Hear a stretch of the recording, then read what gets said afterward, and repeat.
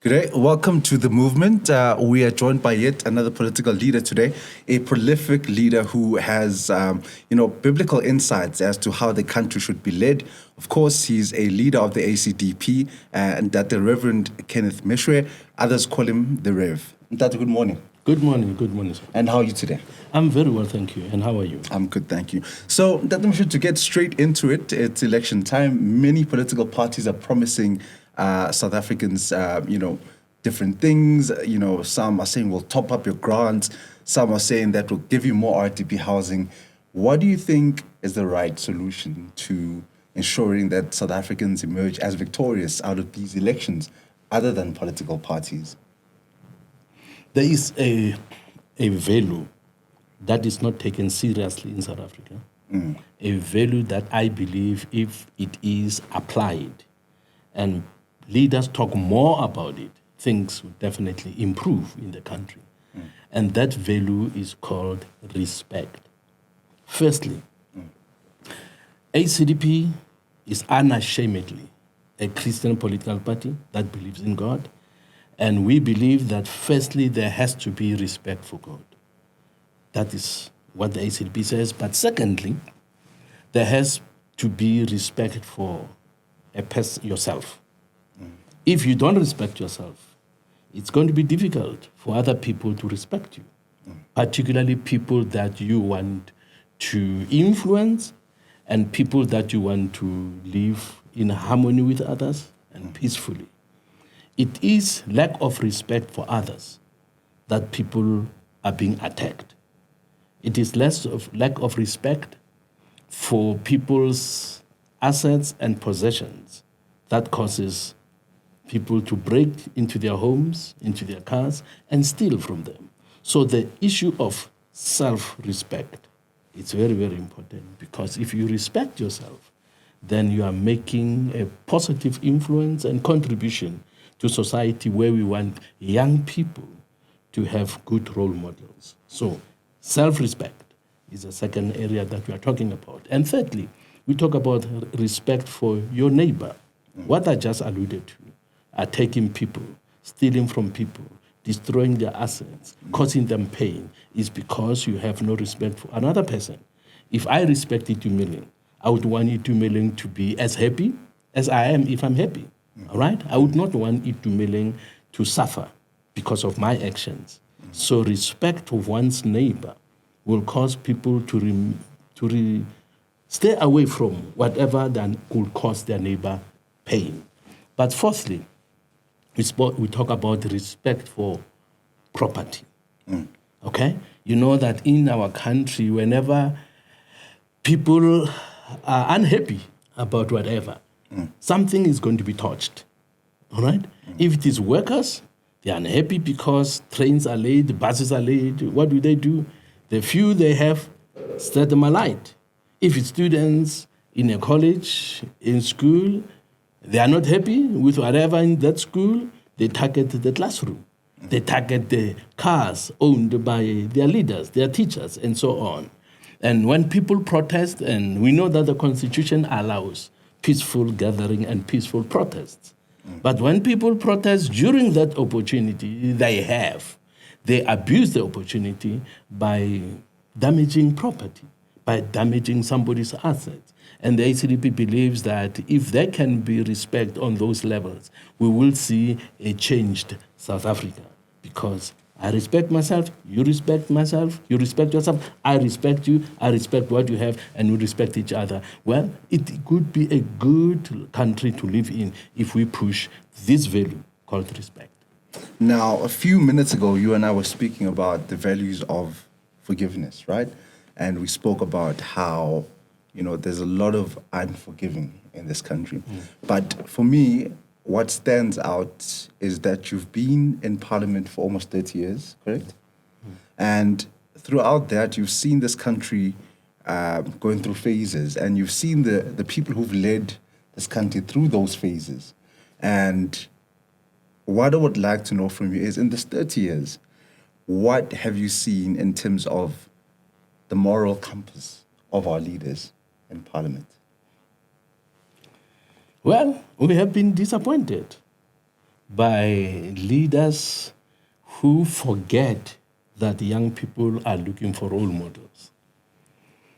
During the late Mr. Mandela's tenure as the president in parliament, one day he challenged members of parliament and he said to MPs, young people need role models.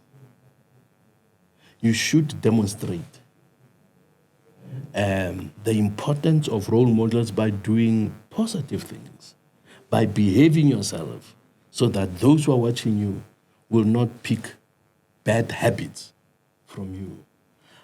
Well, unfortunately, what he said has fallen on deaf ears.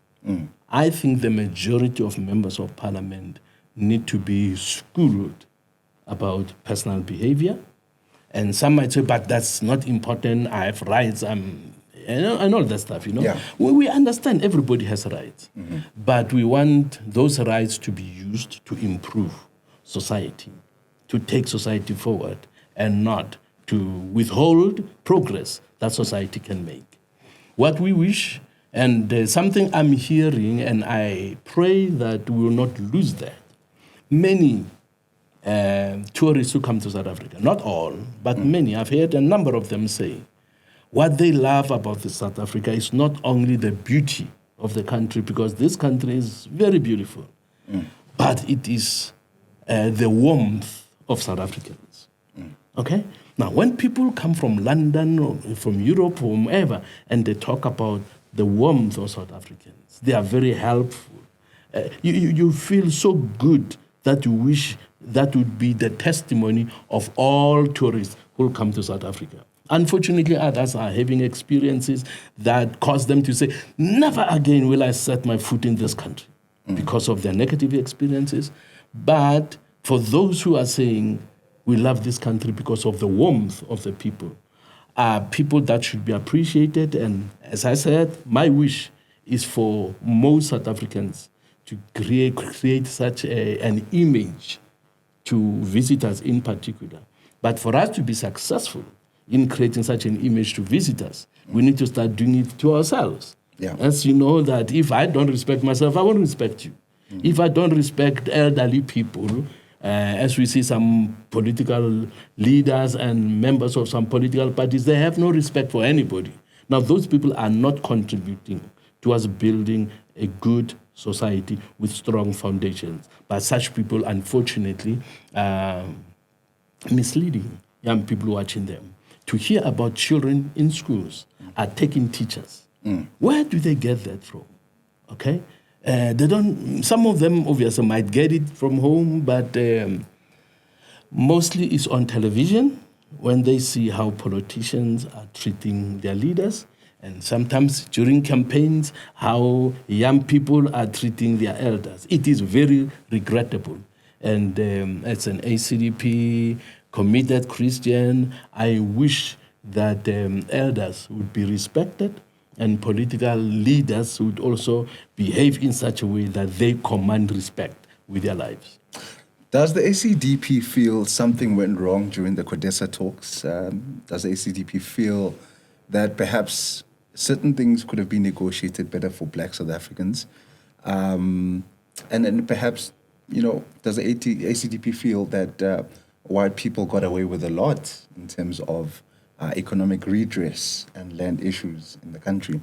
Of course, your manifesto relies a lot on the written word, in terms of the Bible. But, how do you reconcile the Bible with issues of redress? Well, redress has to take place. I think the fault, when one looks at where we are now, is mainly with the current government. Okay? Current government. Because if, for example, we talk about expropriating land and people have invested in the land and we say you're not going to get a cent out of it. I'm talking about expropriation without compensation. Of course, okay? Yeah. ACDP says with compensation. Why? Because there is investment that was made on the land. We should not lose sight of that.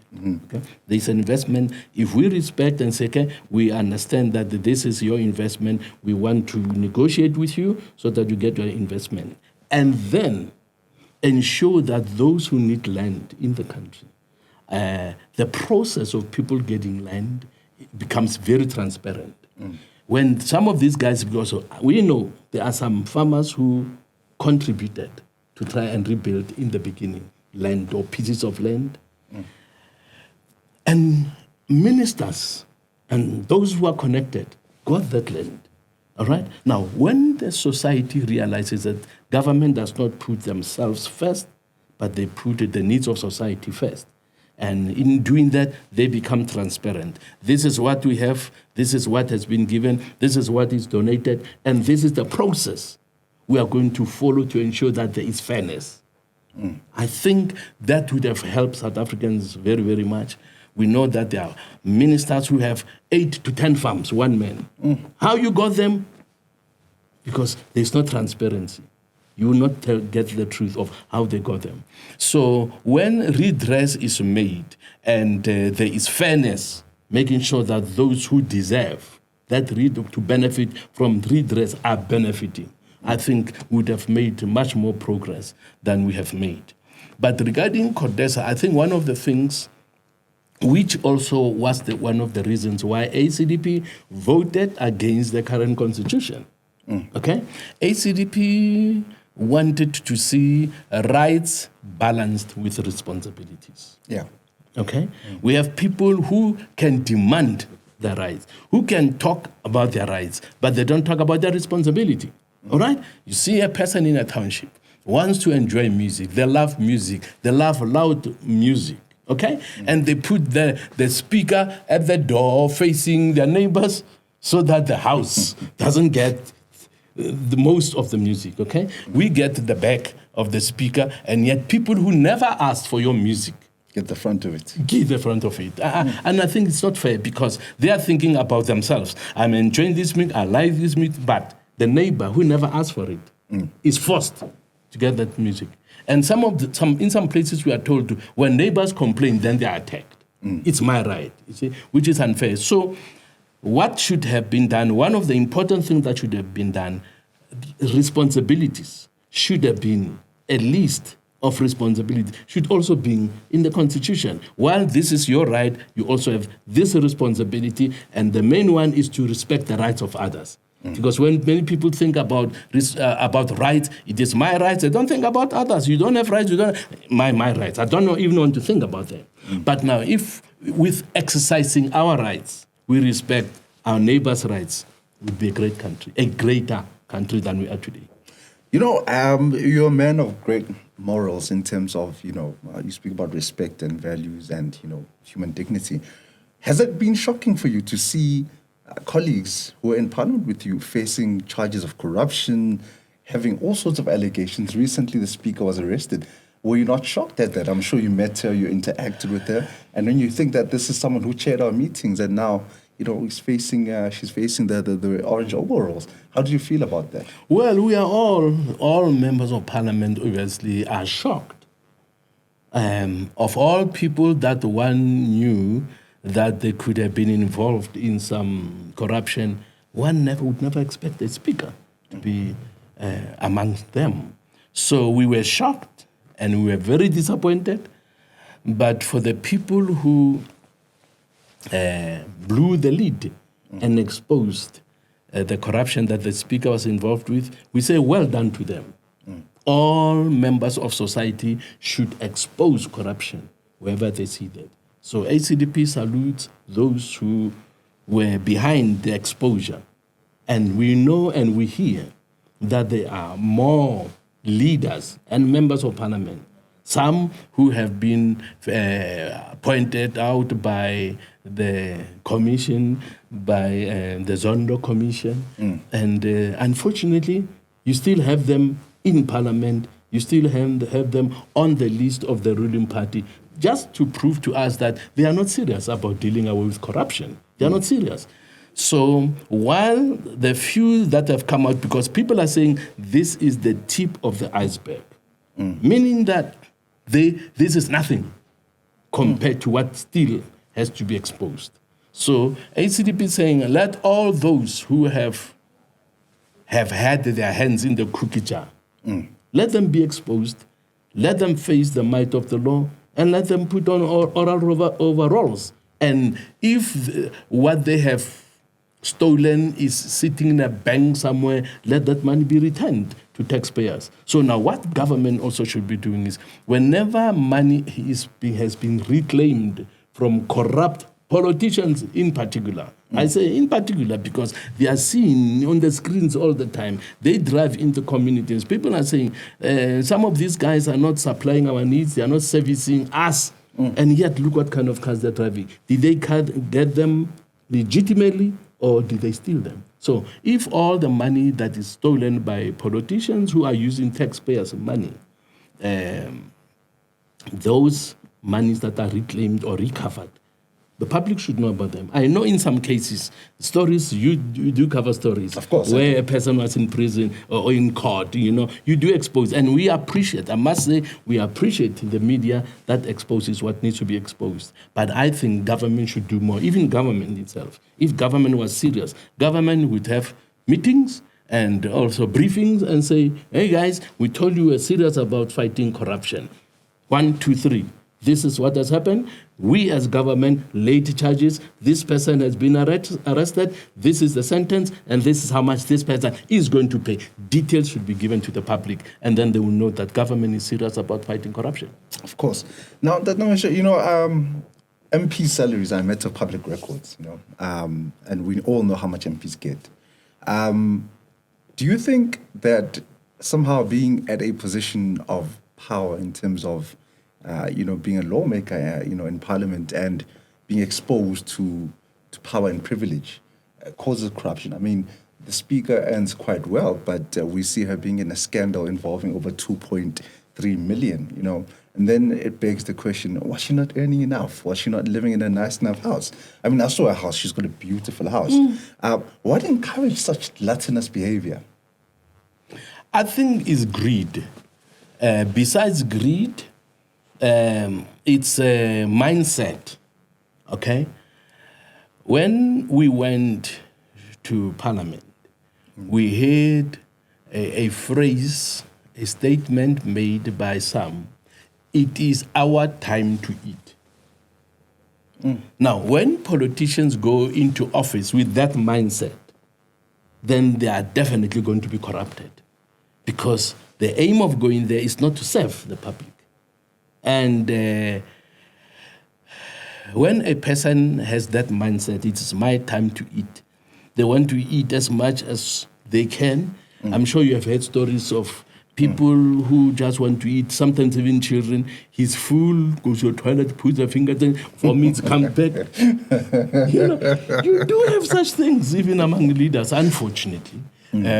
So when people have that mindset, it's going to be almost impossible to stop them from corruption. They will never be satisfied. You give them 3 million, they want 4. You give them 4, they want 5. You give them, they will always want more. They will always want more. Because of corruption, greed, number one, but also the mindset.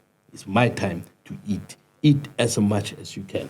Get as much out of the system as you get, rather than have as many people as possible that will benefit from your service, which is our goal as the ACDP. So if this gluttonous behavior continues, will we even have a country afterwards? Yeah, we can. Now, if it continues, we must blame the voters. Yeah. Why should voters continue voting for the gluttonous people? If the public says we are tired, we are sick and tired of what we are seeing of this gluttonous behavior, of this corruption, vote them out. That's the legal way of doing it. Get them out and bring in people who have morals, who have standards, who have values, such as the ACDP. Anybody can do that. If your guys here can say, hey, we are tired, every day we write about corruption, those who continue voting for them are betraying the country. Guys, you're still with the movement. Click like and share, and tell everyone about our podcast. Now, Meshoe, people speak about the 9 wasted years when President Jacob Zuma was the president. Many have different views on it. Some say he, we didn't have much load shedding when he was there. Some will tell you that there were a lot of black millionaires when he was there. Obviously, the Guptas included there. Do you think there's such a thing, such as the 9 wasted years? And do you think that the ANC was not in control of those 9 wasted years, and they had a president who they gave the country to, and he messed it up, and now has opened another party? Well, the ANC must take the blame for those 9 wasted years, as they must take the blame for what's happening today. It is one thing to say those years were wasted. What about these years? They are equally wasted. So the record of the ruling party is definitely leaves much to be desired. It is heartbreaking. It is very, very sad to see how the poorest of the poor have been treated. 2023, now we are in 2024. You still have South Africans who drink dirty water, and they share that dirty water with animals. Who thought at this age that people would be doing things like this? That government would be allowing people to drink dirty water? Now, I come from the East Rand, an area that is not a township, obviously, and an area where we never had dirty water, where we never had reddish water, muddy water coming out of our taps. It happens while you have a government. What's government doing about this? So rather than point and blame the 9 so-called wasted years, I rather say Zuma, obviously, he went to court for whatever reason, while he was in prison, he made terrible mistakes. Nobody must defend him. What he did was absolutely wrong. What he did with the Guptas, allowing the Guptas to also have the privilege of appointing ministers, shifting, that was wrong. But is the current government doing better? They are not. It is true that during Jacob Zuma's time, we didn't have load shedding that we have now. Now we are battling with this load shedding. We are battling with almost everything, with crime. We are battling with porous borders. People from outside, criminals from outside. It's like they come into the country anytime they want and they leave anytime they want. If you think about even a man of the cloth, Bushiri, some people say he came illegally and he went out illegally. And government is not even trying to find out how is that possible. Where do these illegal people come in, and what are we doing to block and to close those gaps? They're not doing that, all right? People have become victims of crime, as I also was a victim of crime. In December, I was in a motel. My room was broken into. Less than 30 minutes, I was in the room. I lost my iPhone. I lost my iPad. I lost my laptop. All right? The police came, obviously. In a motel? In a motel? Actually, it was not a motel. I said motel, I remember, I know I said motel, but it was not a motel. It was a hotel. My word. Hotel. They broke into my room, they took all the stuff. The police came, took fingerprints. When they gave the report back, they said, we can't trace them. This was done by foreign nationals. How many South Africans are suffering today? Because they've been robbed, they've been criminalized by foreign nationals. They are not arrested. They do this all the time. And I remember the police said that from the records they can see from this particular person, even though they don't have, they took fingerprints there and they've kept them, but they can't match them with any other fingerprints. But they can see that this individual has committed about 8 other house breakings. But they can't arrest them. Now, when they know that their own people are suffering,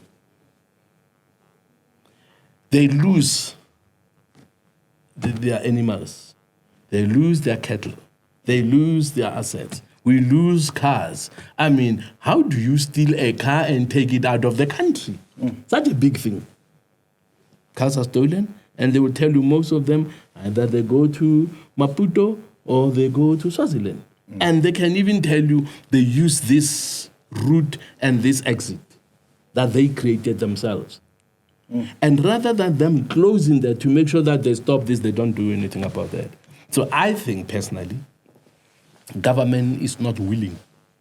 It's a matter of lack of political will. They're not willing to stop the crimes. Did you still remember Hillbrow and Berea in your days when you were young? I don't know. I'm told that you could actually walk safely at some point in Yeovil, Hillbrow, Berea. True. And how was it like for you to see the transformation of Hillbrow, Berea, and the inner city? Sad. It's very sad that the people, I mean, it has changed. The face of Hillbrow, Berea, Yeovil, they have changed. They are not looked after. It's like the people who are squatting in them, who are living illegally in them, don't care. The places are not properly maintained. And so when you as a South African look at that, the place is not clean, it's painful. And you remember those days that, hey, I could walk in these streets safely. Now you can't anymore. And government, again, is not seen to be doing anything to improve the living standards there or the safety in those areas. You don't see anything being done by government. That's why I think there is no political will, but I also think something that's controversial, that many of the leaders, including some policemen, have security companies. Okay? Now, when they have security companies, they must also ensure that those security companies get jobs. So if you are too hard on criminals and people won't need security companies, no income for them again. You see? So for them to be able to continue benefiting from their jobs and from these security companies, they must let these criminals do what they want so that there can be more security companies that are starting, and them as leaders, as even policemen, they have shares in those companies. So unless South Africa gets a new government, a government of men and women who want to put the voters first, who want to put the safety and security of South Africans first, we are going to be in trouble. So the best thing is get them out. They were given 30 years. They have failed dismally. So let's try somebody else. It's time for people to say, hey, we have not had the scandals from the Rev. Let's try him and see what happens. But now, for you to overhaul Johannesburg CBD, that would need some immaculate plans. I mean, we don't know who some of those buildings belong to. And if we don't even know how many illegal foreigners there are in Johannesburg, I mean, where's the ACDP going to start there? You see, now, that is the problem that government has. And it is irresponsible for them to be in government and yet they do not know how many illegal foreign nationals we have in the country. It's going to be very difficult. Now, I'm told this is a Chinese proverb that the rod starts with the head. And to solve the problem South Africa also, it has to start at national. Because they are the ones who make the laws. Municipalities cannot make laws and undermine what national does. They are the boss. It is national. So to solve the problem of Hillbrow, while the rot is still in the head, the rot is still in national, it's not going to work. So the ACDP is saying, before we have this coming municipal election 2026, we now have national elections. We want to solve the problems in municipalities, particularly lack of service and corruption. Or let's start at the head. Once you have a national government that puts the interests of the people first, they will come with appropriate laws that everybody, including in the municipalities, will abide by. Now, in the 90s and, going backwards, we never saw quite an increase in Muti killing. Funny stories of people's heads being chopped or ears being chopped or kids' fingers being chopped while they're alive. But we seem to be having a lot of ritualistic killings. I've done stories myself on people who've gone to rivers to fetch their blessings and then drowned, What is happening, do you think, in terms of South Africans and their, level of spirituality in this desperation for fortune, desperation for luck, desperation to have a good life? And, they're appealing to, one would say, rituals and other things to make that happen in their lifetime. But of course, where they can change all of that through their vote. Policies are not made by the spiritual realm, but policies are made by human beings. Sure. What do you think is happening? It is a positive thing not to hear about so many ritual killings as we used to in the past. Mm. But they have not stopped. Mm. They're still taking place. Mm. There is a poster of the ACDP where rituals was done over the poster. Okay? We have a copy of that, okay? You can see blood and you can see some feathers. Mm. Whether they used a chicken or where those feathers come from, but there's definitely blood. And it is possible that it could also be human blood that we don't know about, okay? Mm. There are many cases that are not reported. Too many cases in South Africa are not reported. We might be having these fewer incidents and reports of Muti killings because people are not reporting them, or the strategy might have changed. Mm. The cases of kidnapping, children have increased. Mm. Children are being abducted, they are being kidnapped, and some of them are taken across the borders. Mm. So these rituals, is possible, could be done across the borders, and then South Africans bring them in the country, or the benefits or the parts, they bring them in the country. Because in the papers, you won't report about the ritual killing if it was done in a neighboring country and the person just bring the finger into the country. Mm. Mm. So, and fingers in some body parts, it is easy to hide them. Fingers, it's easy to hide them. So, but if you have a strong enough government that punish criminality, even ritual killings will come to an end. What the ACDP would do to bring them to an end, there would be sentencing, would have a minimum sentence for people who are involved in ritual killings. And would also attend to people who want luck to steal, so that to have luck, and they want to be involved in ritual killings so that they will not be found when they steal. They want to do wrong, I must go to Sangoma, they must give me muti, or give me something so that I will not be discovered. Now, one of the things that we would do, obviously, is to ensure that what motivates people to go into such practices is addressed. We know that some people say people go into crime because they want to put food on the table. Mm-hmm. All right? Now, that issue can be addressed. Issue of job creation is not such a difficult thing to do. It can be. There are a number of things that can be done that the ACDP is proposing, have to be done to ensure that jobs are created, investors come into the country. We don't have too many investors coming because of fear of criminality. We have heard in the past potential investors who come to the country, then they are mugged, then they are robbed, then they leave.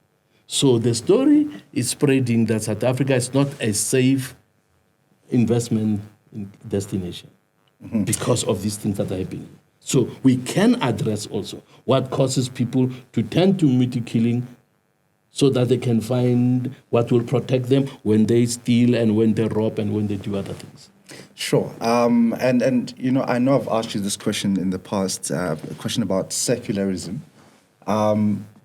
Is the ACDP feeling that secularism is perhaps the problem? I mean, I asked you before about why the ACDP does not endorse marriage between a man and a man, and you know, of course, you referred to the Bible. But is secularism a problem, according to you? Well, I don't think it would be such a problem if people knew about their responsibilities. If the importance of responsibilities was elevated to the level of rights. Yeah.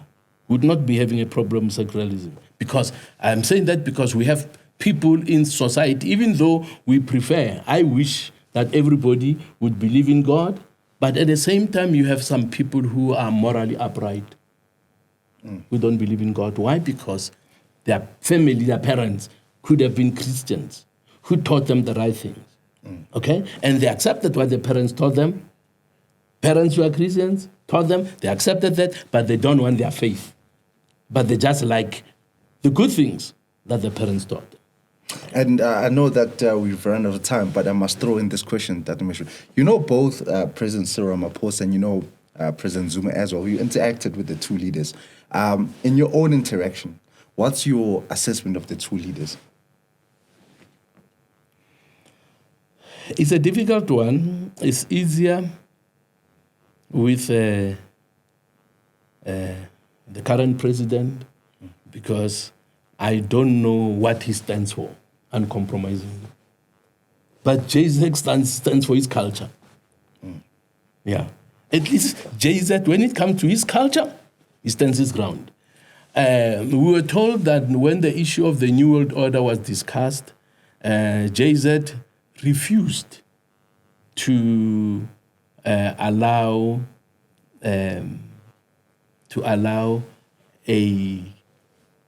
a possibility of foreigners who are leaders of the New World Order to tell his group of people, his nation, the Zulus, what to do and what not to do. So that they cannot control. If I'm going to lose my sovereignty, our people are going to lose their sovereignty, we don't want it. But the current one, as long as there's money, he'll go with it.